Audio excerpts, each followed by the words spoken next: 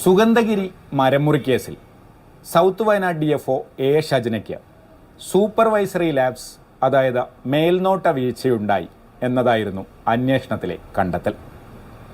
DFOയോട് വിശദീകരണം തേടണം. 15 ദിവസത്തിനുള്ളിൽ മറുപടി ലഭിച്ച അത് തൃപ്തികരമല്ലെങ്കിൽ നടപടികൾ സ്വീകരിക്കണം. ഇതായിരുന്നു അന്വേഷണ റിപ്പോർട്ടിലെ ശുപാർശ. സർക്കാർ വിശദീകരണം തേടിയോ? വിശദീകരണം തേടി.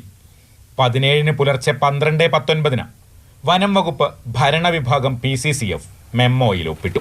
മേൽനോട്ട വീഴ്ചകൾക്ക് 15 ദിവസത്തിനകം വിശദീകരണം നൽകാനായിരുന്നു നിർദ്ദേശം. മെയിലിൽ വന്ന മെമ്മോ DFOയുടെ കയ്യിലെത്തുന്നത് 17 ഉച്ചയോടെ.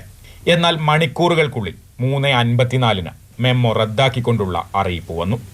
സർക്കാർ തലത്തിൽ തുടർ നടപടി ഉണ്ടാകുമെന്നായിരുന്നു അറിയിപ്പ്. പിന്നെ ഇറങ്ങിയത് സസ്പെൻഷൻ ഉത്തരവാണ്. അതും രാത്രി 11:30. DFOയ്ക്ക് പുറമെ ഒരു റേഞ്ച് ഓഫീസർക്കും ഡെപ്യൂട്ടി റേഞ്ചർക്കും കിട്ടി സസ്പെൻഷൻ. വനം വകുപ്പിനുള്ളിൽ നിന്ന് തന്നെ പ്രതിഷേധമുയർന്നു.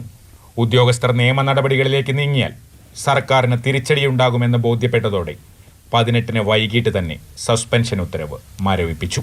മേൽനോട്ട വീഴ്ചയുണ്ടായി എന്ന് ആരോപിക്കപ്പെടുന്ന സമയത്ത് Belur Magna ദൗത്യത്തിലായിരുന്നു south Wayanad DFO. ആ വിശദീകരണം നൽകാൻ പോലും അവസരം കൊടുക്കാതെയായിരുന്നു സസ്പെൻഷൻ. മുട്ടിൽ മരമുറി കേസിന്റെ വിചാരണ ബത്തേരി കോടതിയിൽ നടക്കുകയാണ്. ആ സമയത്താണ് സുഗന്ധഗിരി കേസിലെ സർക്കാരിൻ്റെ തിടുക്കപ്പെട്ടുള്ള നടപടികൾ. ഇതാണ് ഈ നടപടികളെ സംശയത്തിൻ്റെ നിഴലിൽ നിർത്തുന്നത്. കമൽ, മാതൃഭൂമി ന്യൂസ്, വയനാട്.